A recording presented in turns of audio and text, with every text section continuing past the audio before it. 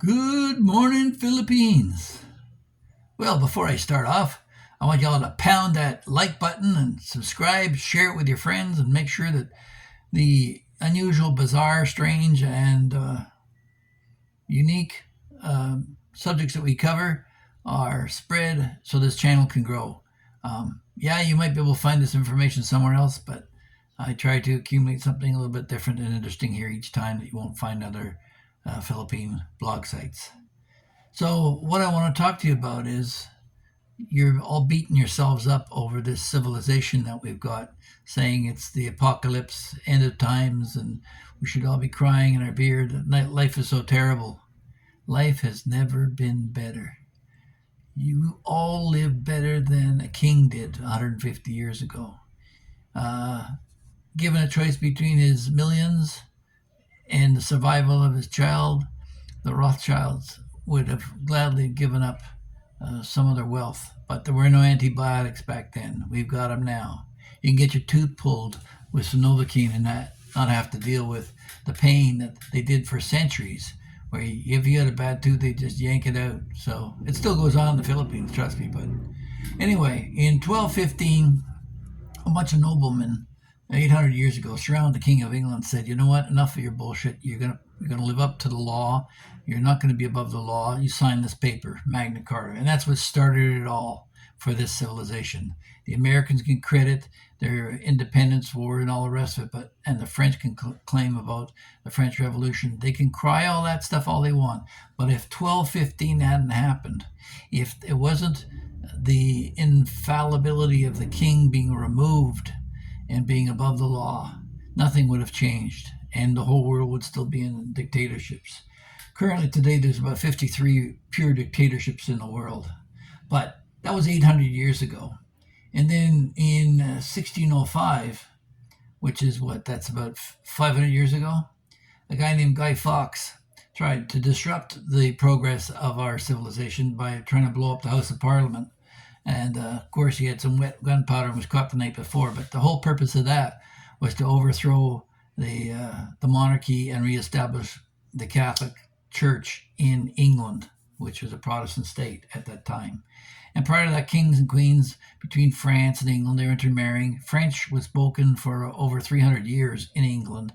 So it was all an incestuous relationship amongst kings and queens of Europe. And it all got broken up over time. So the Constitution of the United States was only written in 1789. That's only 235 years ago, folks. And since then, in 1848, only 150 years ago, Karl Marx and Joseph Engels wrote the Communist Manifesto. It's only 150 years ago. And that was a great sociological experiment. And millions of people died as a consequence to learn the harsh lessons of socialism. However, the parliamentary democracy, as we know about it in most of the British Empire, only came into effect in 1918. So it's just slightly over 100 years old.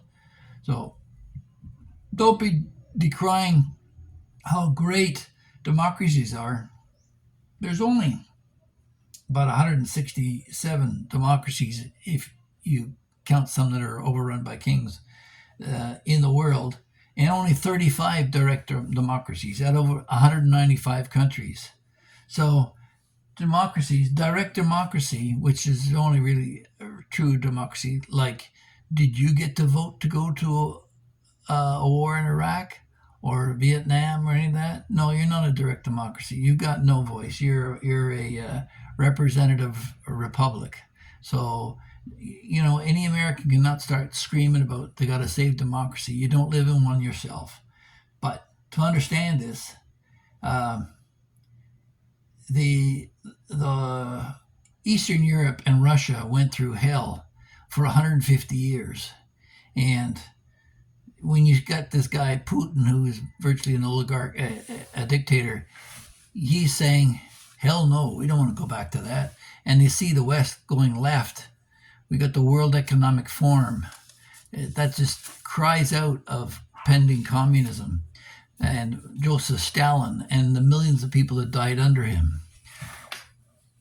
if you look at the principles of Karl Marx and his Communist Manifesto, there's basically four tenets of the manifesto, which are socialism, collective ownership, everything is owned and run by the state, they own everything, economic central planning, and equality and economic security, and the elimination of class distinctions. So let's go over these one by one. Collective ownership. So multi-corporations are buying out international companies around the world. They're accumulating power throughout the world. So globally, we're heading down the path of socialism there. One tick off. Economic central planning. Anybody ever hear of the World Economic Forum and the move to bring things together? The European Union and all that? Everybody's bringing their economic planning together. Then you've got equality and economic security. Well, this is done through taxation. The communists basically tried to control everything and couldn't handle it. But the capitalists, what they did is they let everybody do what they want and then tax the hell out of them, take the money back and redistribute it. So we're going through that now. Rob from the rich and give to the poor. Taxes, income tax, property tax, sales tax, everywhere you turn around. That's all equality and economic security. And then the elimination of class distinctions. Well, you all know, black, white, Chinese, gay, straight, transsexual, name any minority in society, everybody's screaming for their own piece of the pie. So basically, people say socialism doesn't work. The whole world is becoming a socialist state. Now, having said that, China, which claims to be a democracy themselves, and Russia and others went down the path of socialism and was using that with the goal towards communism. They may have called themselves a communist party, but the communism was actually their goal. They never really got there. But when you look at it, the period of time we're talking about is a couple of 100 years where all this, from the Constitution 235 years ago in America to the Communist Manifesto 150 years ago, parliamentary democracy 126 years ago. All these things are happening the last couple 100 years. And in the mix, you can add in the social changes like the Civil War, which is like 1865. It's not a long time ago that the slaves were emancipated. The Indian government has eliminated the caste system. Throughout the world, there's been changes, and we're all coming together. So, yeah, this may be the apex of our civilization. The fights between church, religions, and states, there may be an uprising there that who knows whether that will be quelled or not. I've heard statistics saying that the fastest growing religion on the planet isn't religion at all. It's actually atheism. So all you heretics out there, it may be your day in the sun. But so when people run around pulling their hair out saying it's the end of the world, it's the end of the world, no, we're just beginning. This is just the start. There's been great strides for what they call freedom initially, but we've traded that off for security, our economic security, etc. And so the pendulum is swinging the other way. They say that in the West, you know your rights, but you don't know your responsibilities. And in the East, they know their responsibilities, but they don't know their rights. So somewhere in there has to be a balance. You can't be having a turnstile of drug dealers killing people on the streets of America and not even going to jail, repeat offenders, and a lax court system. Similarly, you can't be herding up masses of Uyghurs and Muslims and Falun Gong into camps and penalizing them because they think a little bit differently than you do. We have to all learn to respect each other, and if we don't, it's at our own peril. Um, During times of war, and they realize this, the military realizes that you have to dehumanize your enemy. You label them as Nazis, or in this case with Russia, they're calling them orcs. Um, you know the derogatory terms used for the Viet Cong in Vietnam, or the Japanese in Japan. They use these labels to dehumanize them. And we all do in our everyday speech. When you call somebody a loser or label them, when you call somebody a fat slob, for example, you don't think he doesn't know he's fat. If you call somebody ugly, you don't think they don't know that they're ugly. They know their handicaps. The sad part is those who are casting aspersions on other people don't recognize their own. So in some cases, it's to the advantage of the person you're labeling that they already know what you're throwing at them. You're not telling them anything new. And I get called a moron all the time. That I babble on. Yeah, sure. My mind's going all the time, so I'm just thinking of these things. And I occasionally I get depressed, but you know what? Overall, I think I'm more of an optimist than many people.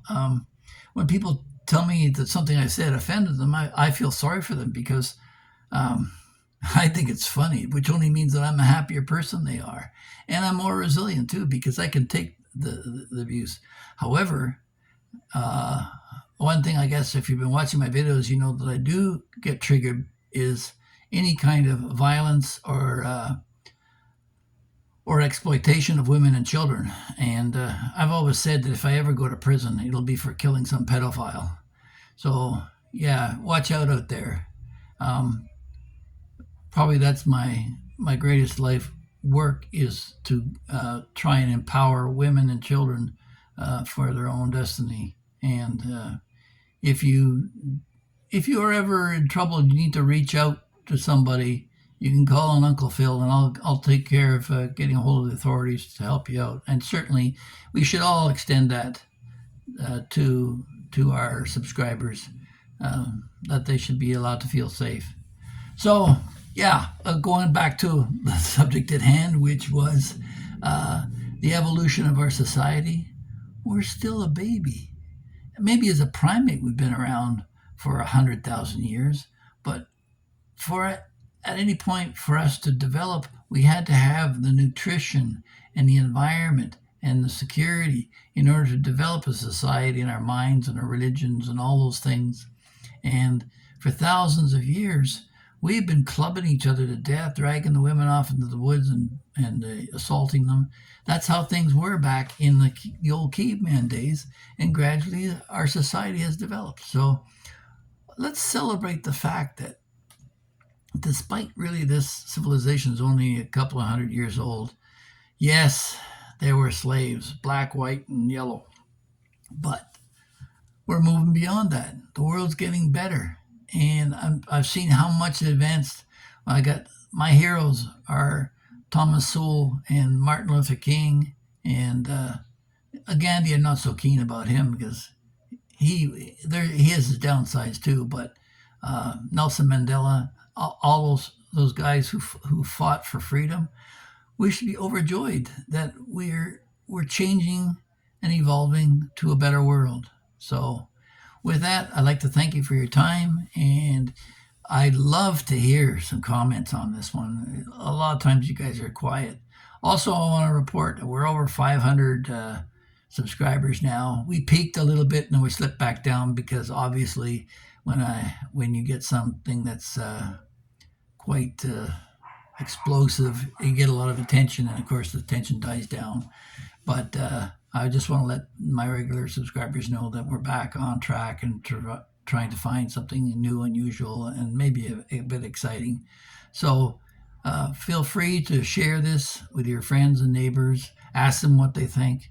Um, I am learning much more from you guys, I'm sure, than you're ever learning from me. But I appreciate the comments. People saying, you slip back into the weeds again, or pointing out some things that maybe I missed on some of my videos, and we capture that in the comments section. Now, you don't have to chat to me necessarily. You can read the other comments that are put there and correspond directly. And I got to give a shout out to one subscriber who felt that I was under attack, and he came charging to my defense on another subscriber. Don't worry about it. It's all here in good fun. So enjoy yourselves and have a great day. Bye-bye. Cheers.